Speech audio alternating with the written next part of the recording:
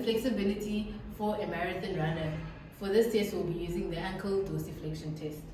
The athlete will start by having one foot on the tape, starting off at 10 centimeters, one foot behind them in a lunge position, and their hands on the wall.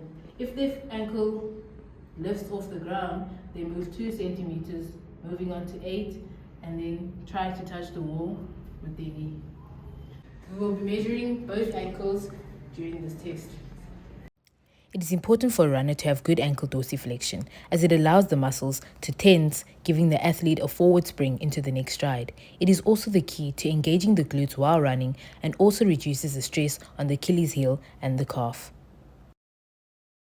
As you saw, this athlete was 6 centimeters on the right foot and 3 centimeters on the left foot, meaning that the left ankle is a bit tighter and needs more stretching done. We'll be doing the functionality test for a swimmer. For this test, we'll be using the shoulder mobility test. For this test, the athlete will be facing the wall. They have the left arm at the bottom in the fist, the right arm in the fist at the top, and they will try and connect the two fists. We'll be taking the measurements between the fists if there's any space. We'll be testing both sides, so we'll also do left arm top, right arm bottom, and we'll be measuring the space in between the two fists. Swimming is a sport which has 4 different kinds of strokes. These strokes require a lot of movement from the shoulder.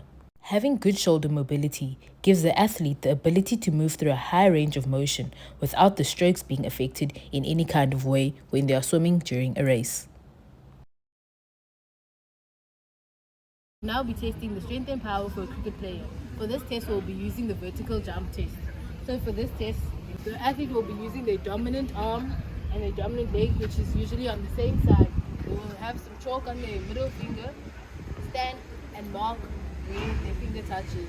They will then bend down both legs and then jump, marking the spot where they jump. We will take the measurement from the starting point of the finger to the distance they jump to. They will be doing this test 3 times and then we'll take the best height. They will now be doing the marking.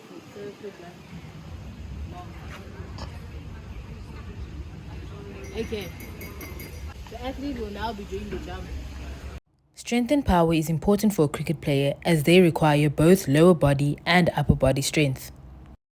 I'm not tall enough to reach there, the athlete will be doing their own measurement. Strength and power will ensure speed, powerful hitting the ball hard when batting, and that the athlete is able to throw the ball over long distances. We'll now be moving on to speed and agility for soccer players. We'll now be using the Illinois test to test the agility. The athlete will start on their stomach, get up and sprint 10 meters to the yellow cone. They will run down in a diagonal line to the blue cone and run in a zigzag pattern through the blue cones, which are 3.3 meters apart. They will then run up in a diagonal line to the orange cone, then sprint 10 meters down to the white cone to finish. My athlete will now be going and I will be taking his time. Ready, set, go! Speed and agility is very important in soccer as it allows the athlete to give a quick response in game situations, which also allows them to move quickly and efficiently in all directions using diverse footwork performed at various speeds and angles.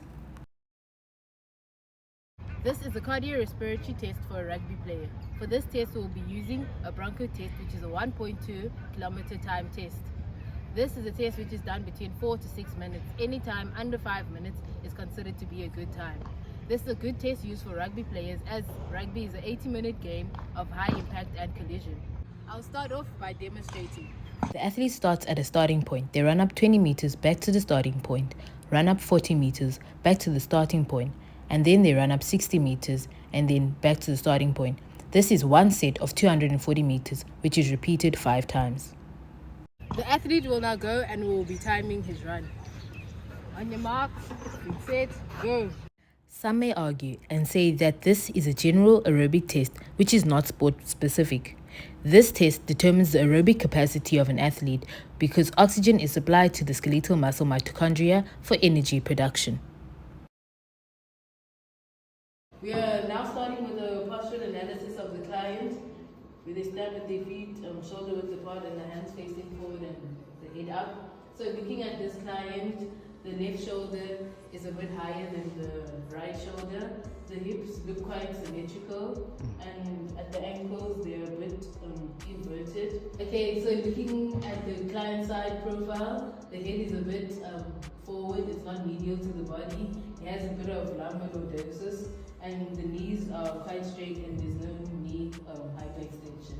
We are now doing the back profile of the client. As we observed when we were doing the front analysis, that the left shoulder is slightly higher than the right shoulder. There's a slight curvature in the spine.